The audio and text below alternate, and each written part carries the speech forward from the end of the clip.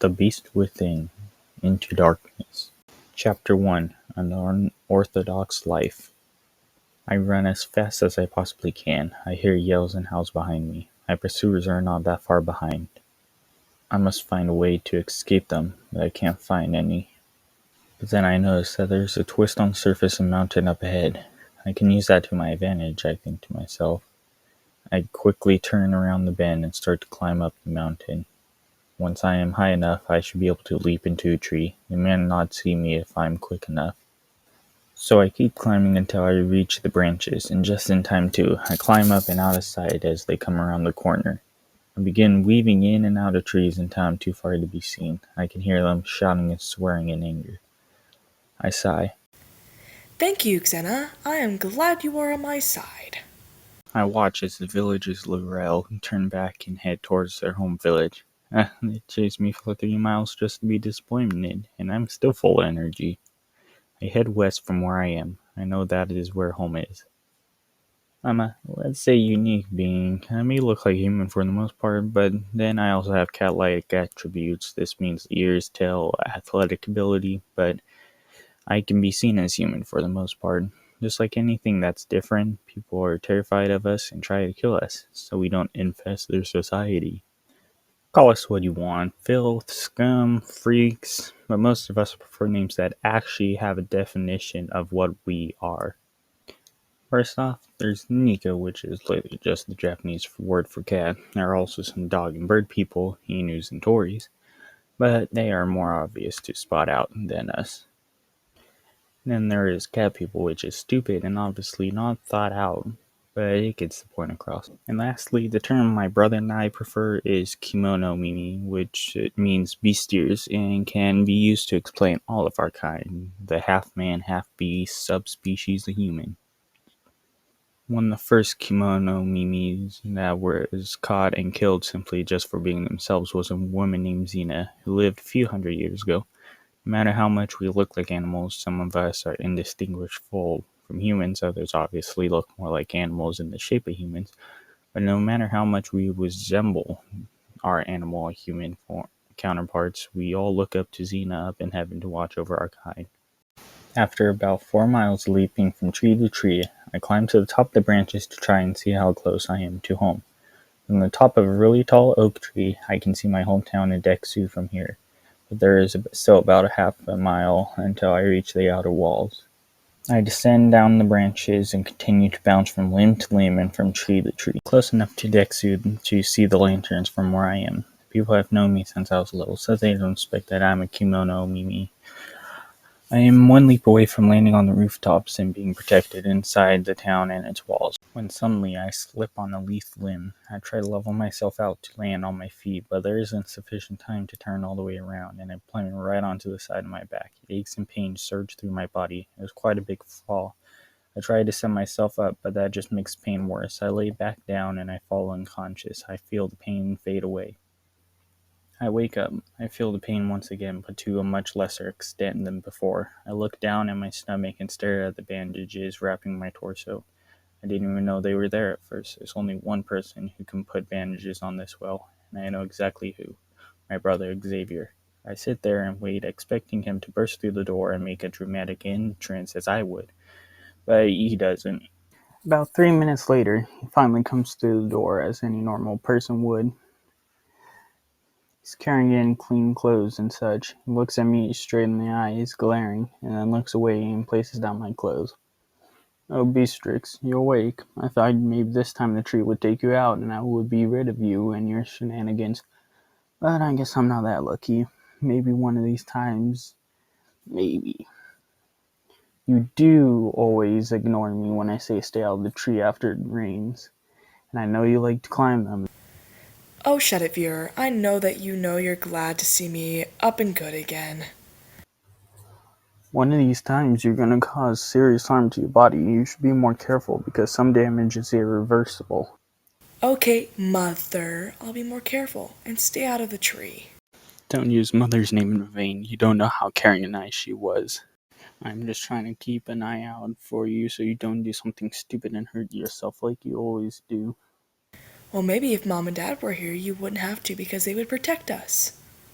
Well, they aren't, okay?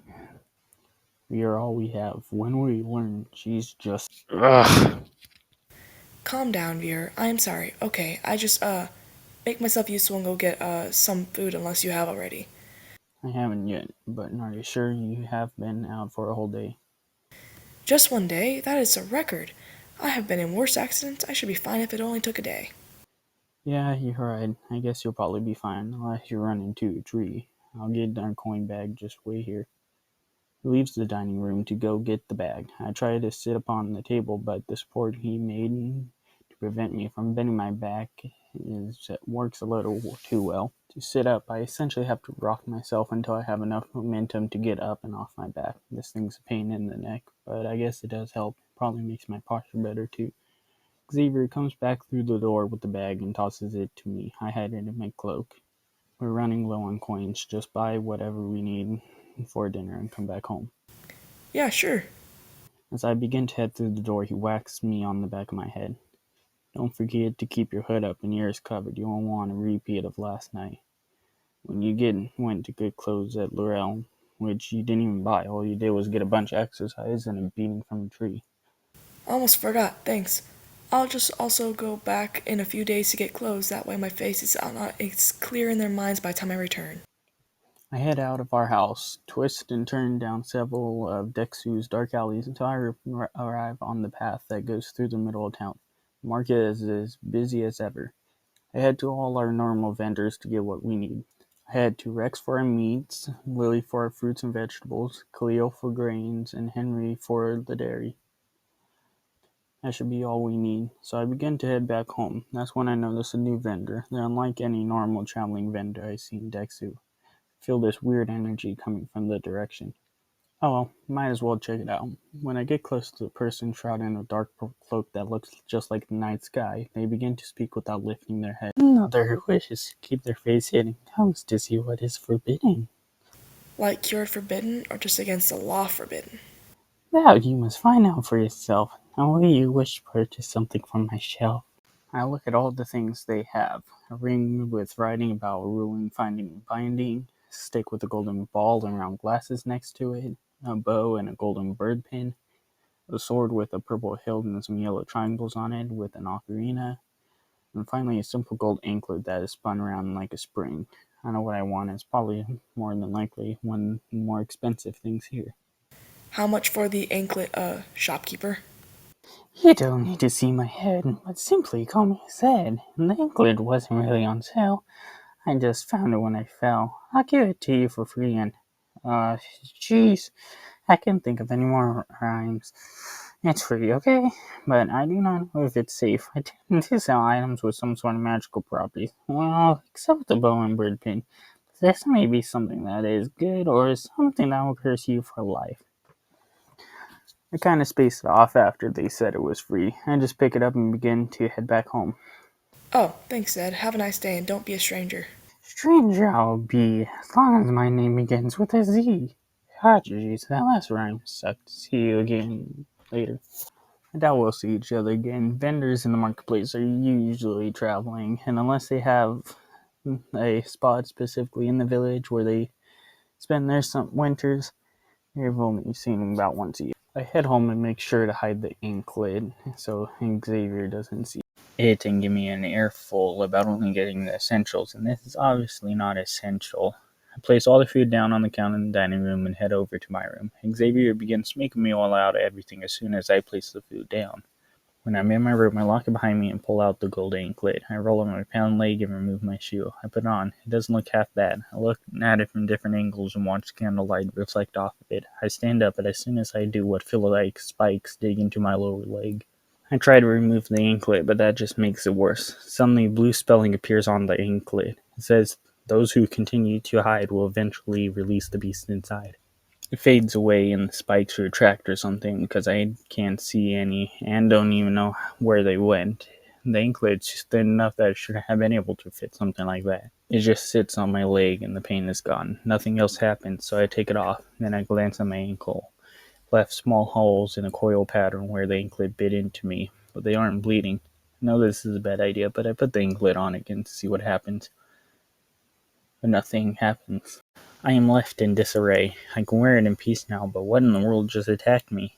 I should keep this hidden from Xavier. I don't need him worrying about me. Then again, he'll give me an earful when he does find out later.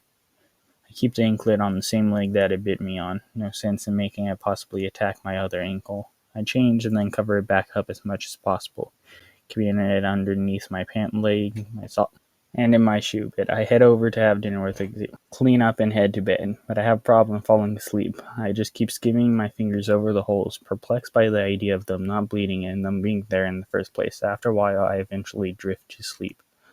End chapter 1. After about 4 miles leaping from tree to tree, I climb to the top of the branches to try and see how close I am to home. From the top of a really tall oak tree, when suddenly I sleep on a leaf and give me an earful about only getting the essentials, and this is obviously not whom I